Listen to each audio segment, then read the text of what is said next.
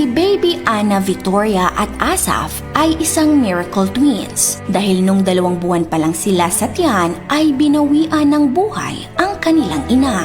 Ngunit nagulat ang mga doktor dahil hindi tumigil ang pagtibok ng puso ng mga bata.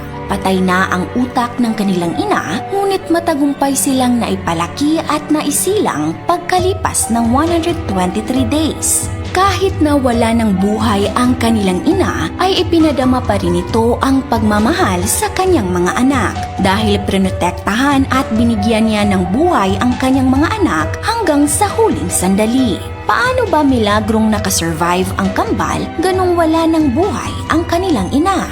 Narito ang makaantig damdaming kwento ng pagmamahal ng isang ina sa kanyang mga anak kahit pa hanggang sa kamatayan.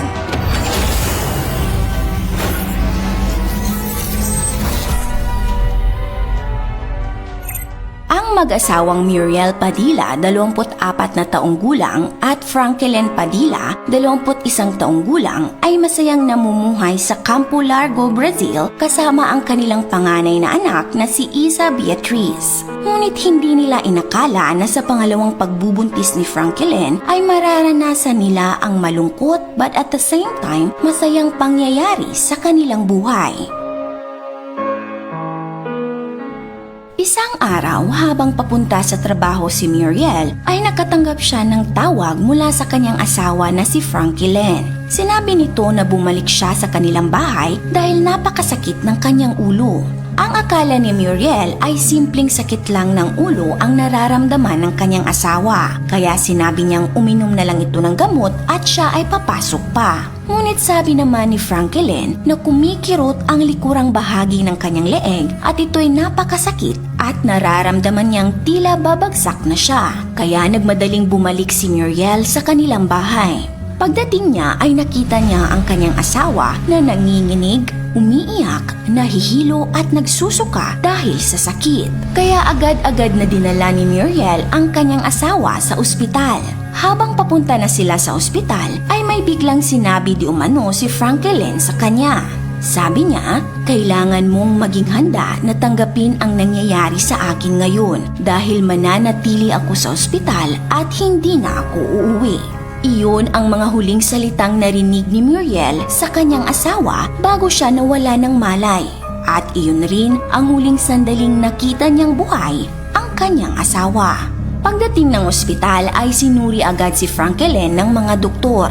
Napag-alaman nilang may cerebral hemorrhage ito kung saan may pumutok na ugat sa kanyang utak na naging dahilan ng matinding pagdurugo nito at naging dahilan ng kanyang pagpanaw. Marami pang tests at scans ang ginawa kay Frankelyn para malaman kung gumagana pa ba ang kanyang utak. Ngunit sa kasamaang palad, idineklara ng mga doktor na si Frankelyn ay brain dead na. Ibig sabihin ay wala na talagang buhay si Frankelyn. Sinabi rin ng mga doktor kay Muriel na maaaring hindi na mabubuhay pa ang kambal na dinadala nito. Sa mga panahong iyon ay 9 weeks old lang ang kambal. Ngunit ayon naman kay Dr. Dalton Rivabem ay bibigyan nila ng 3 araw na mabuhay ang mga bata dahil sa maraming CT scans ang ginawa kay Frankelyn. Binigyan rin daw nila ito ng powerful drugs at antibiotics. Ibig sabihin, ang lahat ng ito ay mapupunta sa mga bata. Ayon pa sa mga doktor, kapag hihinto na ang pagtibok ng puso ng kambal, ay papatayin na nila ang artificial life support machine at maaari nang ilibing ni Muriel ang kanyang asawa. Ngunit napakalaking milagro ang naganap dahil hindi tumigil ang pagtibok ng puso ng kambal kahit na nakalipas na ang 3 araw. Nung ginawa ng mga doktor ang ultrasound, akala nila ay wala na ang kambal. Ngunit hindi sila makapaniwala na lumalaban ang mga bata para mabuhay. Bago tayo magpatuloy, nagustuhan niyo po ba ang kwento natin so far? Kung oo, ay mag-comment po kayo ng big yes. Ayon kay Dr. Rivabem, ang mga organ ni Frankelyn ay gumagana at intact pa lahat na tila ba buhay pa rin siya. Kaya napagdesisyonan nilang panatilihing buhay si Frankelyn sa pamamagitan ng life support machine para ipagpatuloy ang paglaki at pagdevelop ng kambal sa kanyang tiyan.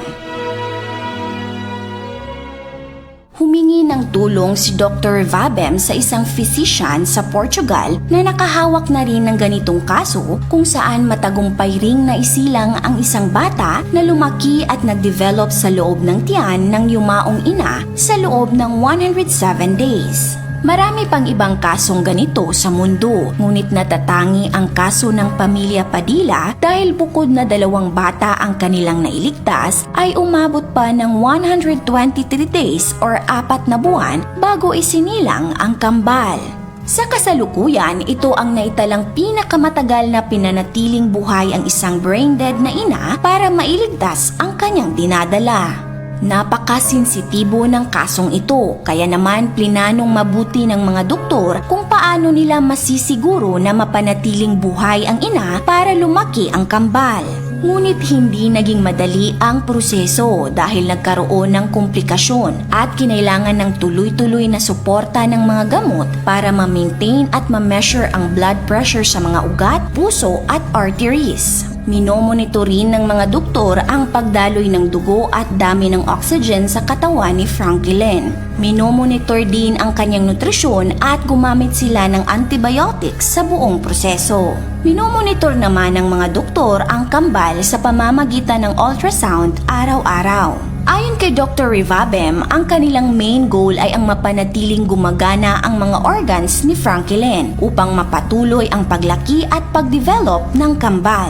Kahit patay na ang utak, ay kaya pa rin namang mabuhay at magdevelop ang mga sanggol sa sinapupunan, basta't gumagana lang ang mga organs ng kanilang ina. Bukod dyan ay kinailangan nilang siguraduhin na nararamdaman pa rin ng kambal ang pagmamahal at pagkalinga na siyang hindi kayang gawin ng kanilang ina. Kaya naman si Muriel at ang kanyang pamilya ay araw-araw na bumibisita sa mag-iina. At pati na rin ang mahigit 20 professionals na nag-aalaga kay Franklin at sa kambal. Talagang nakakaantig ng puso ang mga eksena sa ospital dahil ang mga doktor, nurse, nutritionist, physiotherapist at mga health professionals ay gumawa ng routine kung saan kinakantahan, kinakausap at hinahaplos nila ang tiyan ni Franklin. Kinakantahan nila ang kambal ng mga children's songs at gumawa pa sila ng himig na para lang sa kanila. At hindi lang yan, nilagyan pa nila ng mga larawan ang paligid na malapit sa kama ni Franklin. At sinasabihan rin nila ng "We love you" ang kambal araw-araw.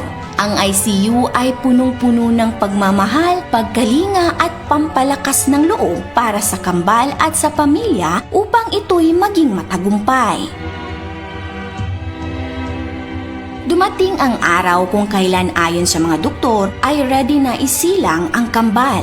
Pagkalipas ng mahigit 4 na buwan ng tuloy-tuloy na paglaki nila sa loob ng tiyan ng kanilang ina, matagumpay na naisilang ang kambal sa pamamagitan ng cesarean section noong February 2017. Tuwang-tuwa at nagsiiyakan ang mga tao sa ospital nang maisilang ang kambal. Tinawag ni Muriel ang kambal na Miracle Twins at totoo naman dahil isa itong napakalaking milagro. Ang batang babae ay pinangalanan nilang Ana Victoria at mayroon itong timbang na 1.4 kilograms. Ang batang lalaki naman ay pinangalanan nilang Asaf at may timbang ito na 1.3 kilograms. Ipinanganak silang premature, ngunit ang importante ay isinilang silang buhay. Dahil sa hindi pa nga sila fully developed pagkasilang nila, ay kinailangan nilang manatili muna sa ospital. Inilagay sila sa incubator sa loob ng 3 buwan para maiwasan ang panganib ng infection na makukuha nila sa labas at para na rin magkaroon sila ng lakas at magkalaman. At sa wakas, dumating na nga ang araw na maaari nang iuwi ni Muriel at ng kanyang mother-in-law na si Angela Silva ang kambal noong May 2017. At dahil kinailangang magtrabaho ni Muriel para masuportahan ang kanyang mga anak, ang kanyang mother-in-law ang nag-alaga sa mga bata. Nang kumalat ang balita sa Brazil tungkol sa storya ng pamilya Padilla, ay marami ang naantig sa kanilang kwento. Kaya naman, maraming tao ang tumulong sa pamilya. Nakatanggap si Muriel ng napakaraming damit ng mga bata, diapers at iba pang gamit. Ang iba naman ay nagbigay ng pera para matulungan ang pamilya. Ayon Ayon sa ina ni Franklin, ipinagmamalaki ko ang aking anak. Napakasakit para sa akin na mawala siya, ngunit napakagiting niya dahil prinotektahan niya ang kanyang mga anak at binigyan ng buhay hanggang sa kanyang huling sandali. Talaga namang napakagiting ni Franklin at kamangha-mangha rin ang nangyari sa kanya dahil pagkatapos pinatay ng mga doktor ang life support machine at pagkatapos idineklarang patay na nga siya, ay naidonate pa niya ang kanyang heart at kidney sa taong nangangailangan nito.